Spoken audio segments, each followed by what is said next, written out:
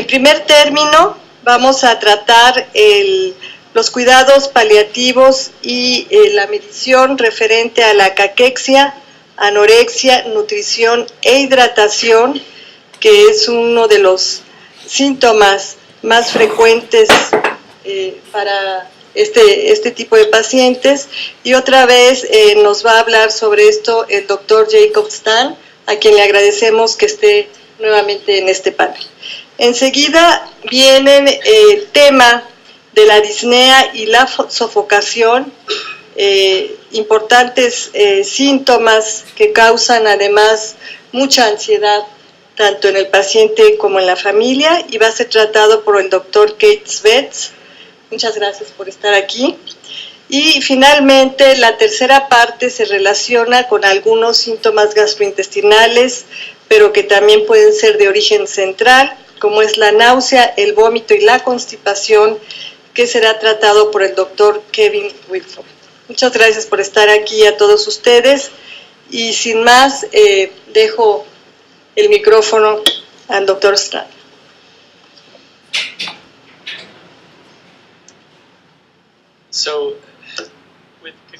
Con la caquexia, anorexia y nutrición artificial e hidratación, este es un tema sumamente intenso, particularmente con respecto a la caquexia y anorexia.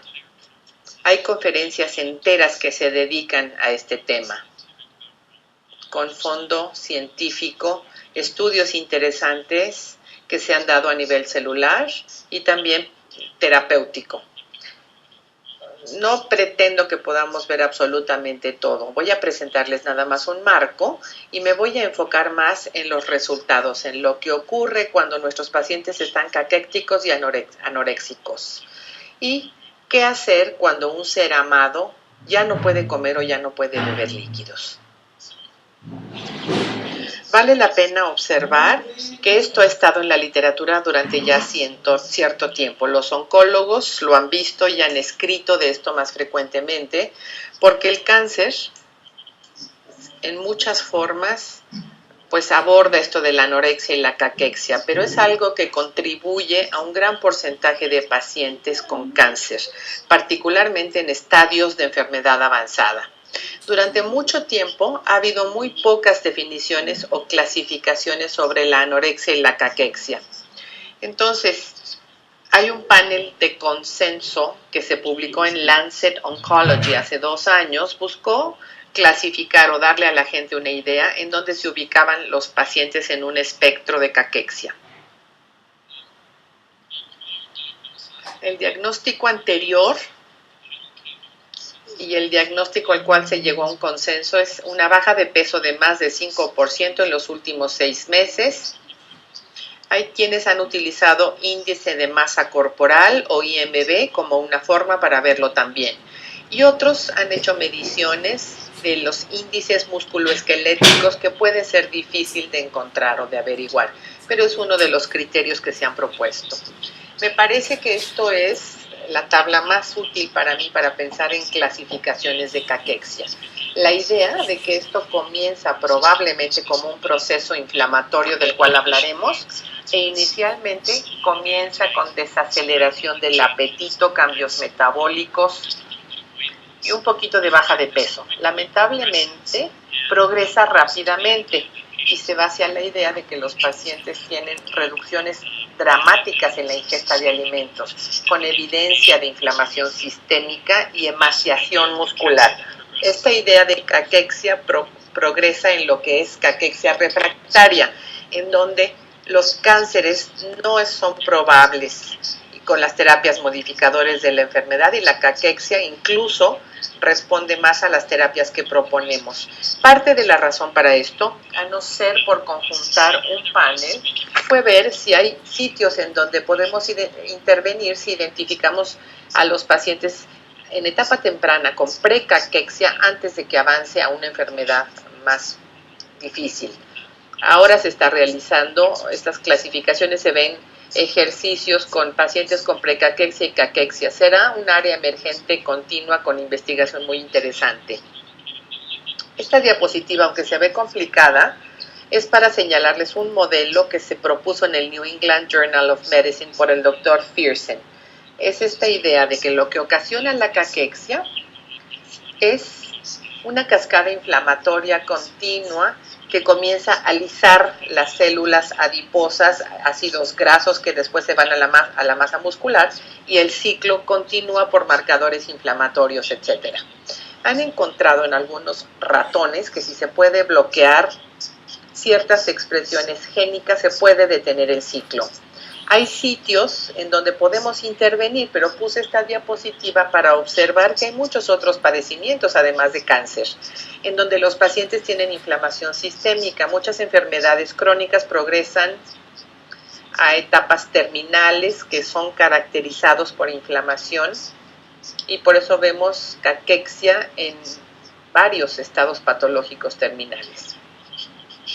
Al hablar de nutrición artificial en cáncer, casi toda la investigación que se ha hecho ve que la nutrición parenteral de hecho es dañina. Hay excepciones y de esto vamos a hablar, pero creo que es un mensaje que es extremadamente difícil de transmitir a nuestros pacientes. Supongo que en muchos otros países con los pacientes es lo mismo, el dar nutrición artificial y que no la puedan tomar, pues es dañina. Hay excepciones. Un caso que escuchamos ayer del doctor Lota, o sea, la idea de poder poner sondas de gastrostomía percutáneas en caso de cáncer, en pacientes con nutrición parenteral, pensando en casos preoperatorios, o pensando en cirugías muy grandes, cómo se recupera la gente, pero en términos generales, la baja calidad de los estudios controlados aleatorizados. Sabemos que el daño, la evidencia de daño, es mucho mejor. Los colegas han hecho revisiones muy buenas de 22 estudios diferentes viendo tasas de complicaciones. Lo que le decimos a los pacientes es que sí sabemos que aquellos con cáncer avanzado, TPN, por las siglas en inglés, o nutrición parenteral total, nos da tasas de complicaciones como infecciosas, y los pacientes incluso tienen menor respuesta a la quimioterapia o a otros tratamientos modificadores de la enfermedad. Con esta información, ¿qué quiere decir y cómo la podemos poner en la práctica? Al pensar en anorexia y caquexia asociada a cáncer, así como potencialmente otros padecimientos en etapa terminal, saber si la alimentación con sonda es buena o dañina. Lo llamamos como prestadores de servicios o clínicos que dan cuidados paliativos a gente que enfrenta enfermedades muy difíciles en etapa terminal. ¿Cómo lo podemos responder? ¿Cuáles son las metas que estamos tratando de alcanzar? ¿Por qué utilizamos la nutrición artificial al final de la vida? ¿Qué buscamos lograr? Todavía no se las voy a responder. Me parece que es una pregunta muy complicada. Si podemos dilucidar lo que tratamos de alcanzar en el plan de atención en alguien que está terminando su vida, ¿cómo encaja la nutrición artificial en estas metas? En otros estados patológicos vemos problemas de alimentación que son evidentes cada vez más. Viendo el curso clínico de la demencia avanzada, como ya se mencionó, esta diapositiva se mostró ayer, pero la cantidad de incidencia acumulativa en problemas de alimentación o con demencia es sorprendente. Es algo que es parte de muchísimas preguntas y preocupaciones de pacientes y familias, como el doctor Richardson dijo ayer, a medida que comienzan a abrumarnos estos problemas. Lo que es interesante acerca de esto es que incluso el hecho de que los problemas para comer son más avanzados en demencia, no tenemos evidencia de que prolongue su sobrevida dándoles artificialmente el alimento. Otro estudio de Susan Mitchell, viendo la sobrevida de pacientes con deterioro cognitivo severo a quienes les dan alimentación artificial contramano, pues no muestra diferencias significativas. Sí sabemos que los pacientes que reciben nutrición artificial a través de una sonda PEG llegan más frecuentemente a los hospitales con complicaciones de la sonda, se les tiene que restringir más y que desarrollan más frecuentemente úlceras también. Lo que es interesante es que a menudo vemos en nuestros pacientes que nuestros colegas en servicio primario o de nutrición pueden justificar la idea de alimentación artificial como para poder curar, por ejemplo, úlceras de presión. Lamentablemente se va en dirección opuesta.